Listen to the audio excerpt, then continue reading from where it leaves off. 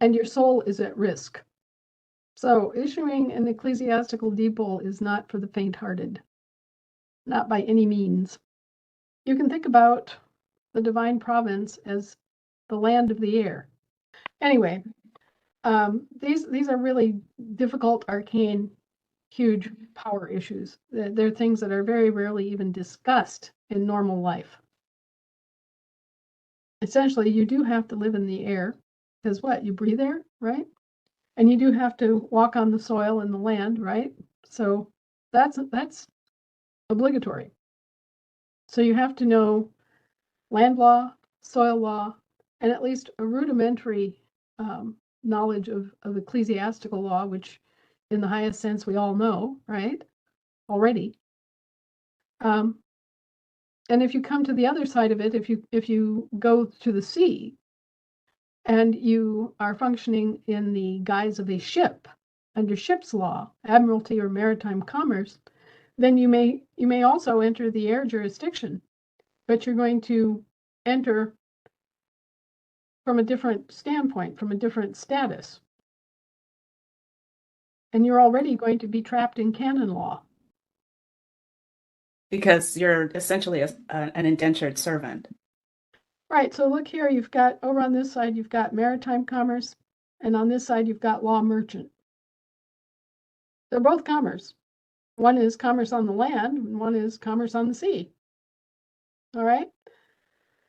But over here, those entering are considered human persons or human creatures, as Pope Boniface VIII called them, okay? And over here, you've got men and women who are operating businesses in a way that's individualized, that they are actually allowed to function as living people, but engage in commerce. Law merchant belongs to mankind, and so anyone can deal in law merchant. It does not have that same requirement of being incorporated. Okay. You can do business without that. Okay, good.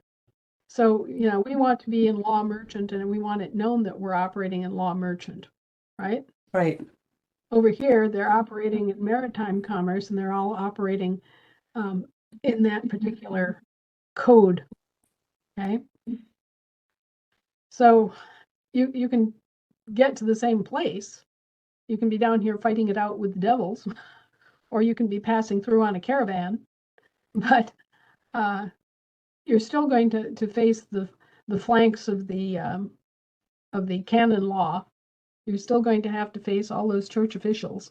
They will try to test you. It doesn't matter if you're a Buddhist or a Hindu either. It doesn't matter what particular religion you come to or come from.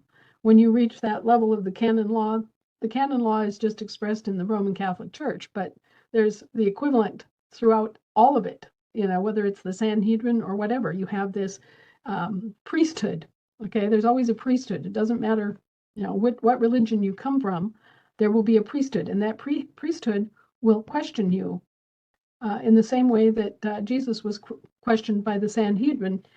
If you get engaged at this level in the air jurisdiction, the priests that are in charge of that particular religion will come to you and they will question you. And if your answers are not sufficient, if your answers are ignorant, if your answers are basically not what they can expect within the realm of their structure, then they basically convict you of being a heretic. Obviously, Buddhists don't have heretics, right? And they don't have an inquisition. But for whatever your religion is, they do have their great sages. They do have their great wisdom traditions. And you have to perform at a certain, recognizable level to be part of the club, okay? And it doesn't matter. Same thing with Hinduism, and certainly with Christianity. And it's sort of like graduating from college. You get to a certain degree and a certain degree and a certain degree and a certain degree. And anyway, it's fascinating, but having gone through it, I can't say that I would call it a nice process. I don't think it's something that is even possible for most people to go through, because just the sort of time and effort required.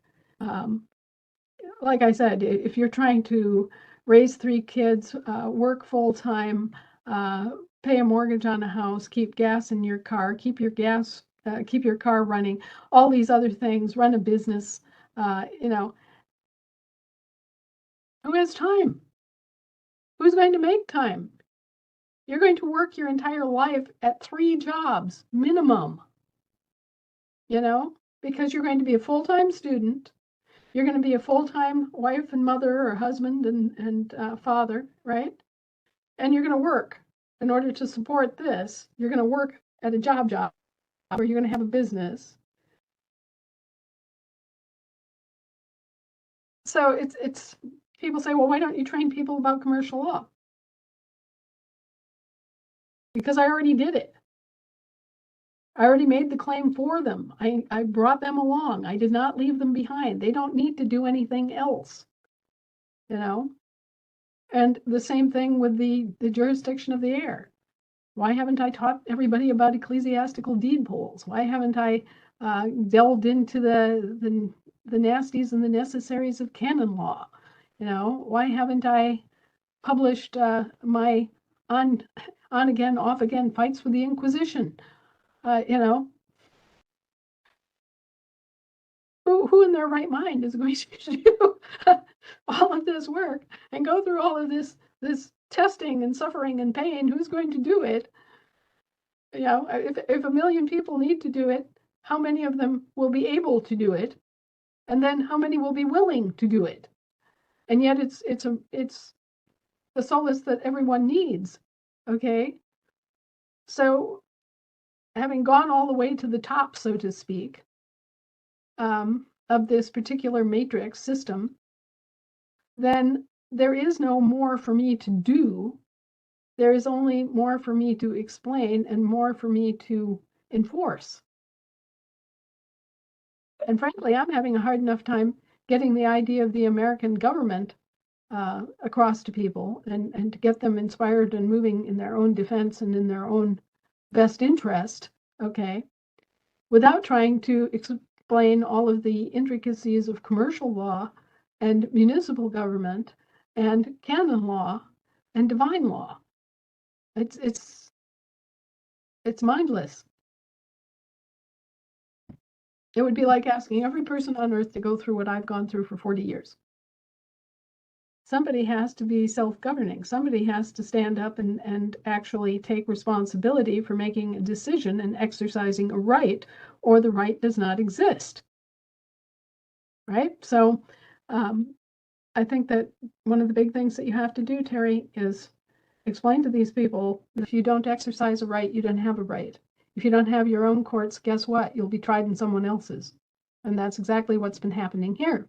So if you want to have the peace and security and control of your lives and your property, then you're going to stand up your own courts. And you're going to do this knowing that you have to do it. Well, just remember, we're all gods. It's true. Not the God, but sparks of God, children of God. And don't ever let anybody take you away from that truth.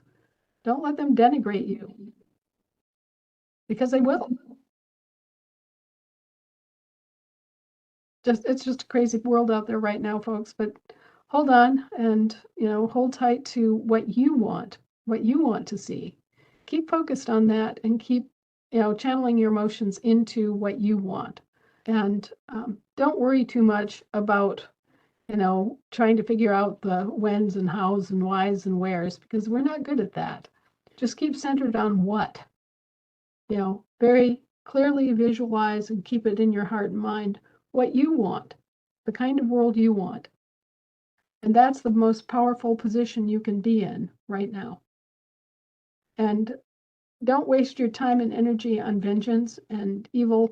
Don't give way to the temptation to visualize a world where you're hanging all these people for their crimes, or, just forget that. It doesn't even matter. I mean, focus on what you want. Focus on what's different. And don't even care. I mean, just, they're gone. Boom. We don't care how they go. We don't care if they're airlifted out in a spaceship. We don't care if they drop down dead like flies. It's not our business how they're going to be gone. Just focus on the fact that the liars and the cheats and the murderers and the thieves are all gone, as if they never were. They're just not there anymore. And you're set free to enjoy life with people who want to enjoy life and who are fair-minded and good people with a conscience and compassion and all the other attributes that you'd want from a good neighbor. Okay?